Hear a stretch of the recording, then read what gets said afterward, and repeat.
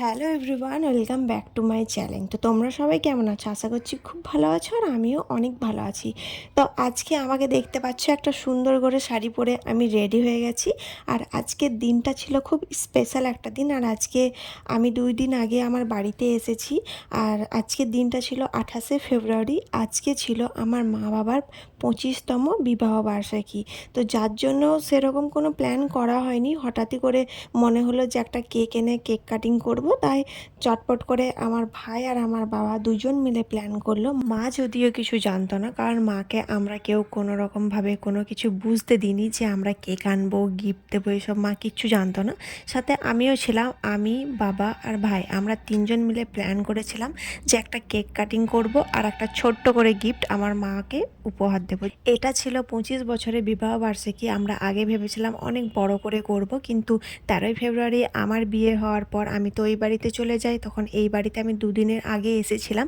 তাই হঠাৎ করে ভাবলাম যে না, একটা ছোট্ট করে কেক কাটিং করাটা খুব দরকার। তাই আমার বাবা সবটা প্ল্যান করেছিল, আমরা কিছুই করিনি। বাবা হট করে বললো কেক আনবো।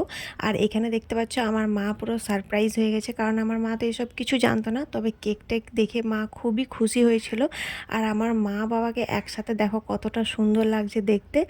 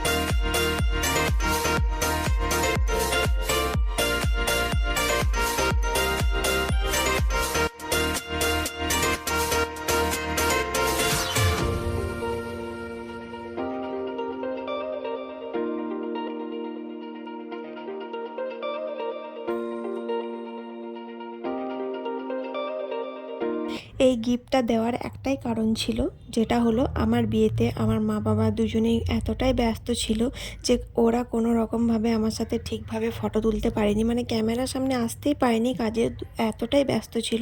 তো যার কারণে আমার মনে হয়েছিল যে এই গিফটটা আমার মাকে দিলে আমার মা খুব খুশি হবে। কারণ এইটাতে ছিল আমাদের 5 জনের ফটো, সেটাই আমি একটা ফটো ফ্রেমে বাঁধিয়ে মাকে গিফট করেছিলাম। আর আমার মা সেদিনকে প্রথমবার একটা পার্টি মেকআপ করেছিল, খুব সুন্দরভাবে সেজেছিল। আমার বিয়েতে মায়ের খুব ইচ্ছা ছিল আমি মেকআপ করব, তো মা করেছিল কিন্তু ফটো তোলা হয়নি, তার কারণে এই গিফটটা দেওয়া। তো গিফটটা তোমাদের কেমন লাগলো কমেন্টে অবশ্যই জানিও। তো চলো আজকের মতন ভিডিওটা এতটাই থাক। ভিডিওটা ভালো লাগলে একটা লাইক করে দিও, আর যারা যারা আমার চ্যানেলটিকে এখনও সাবস্ক্রাইব করেনি তারা চটপট করে সাবস্ক্রাইব করে দিও। তো চলো আজকের মতন টাটা, আবার সবার সাথে দেখা হবে নেক্সট ভিডিওতে।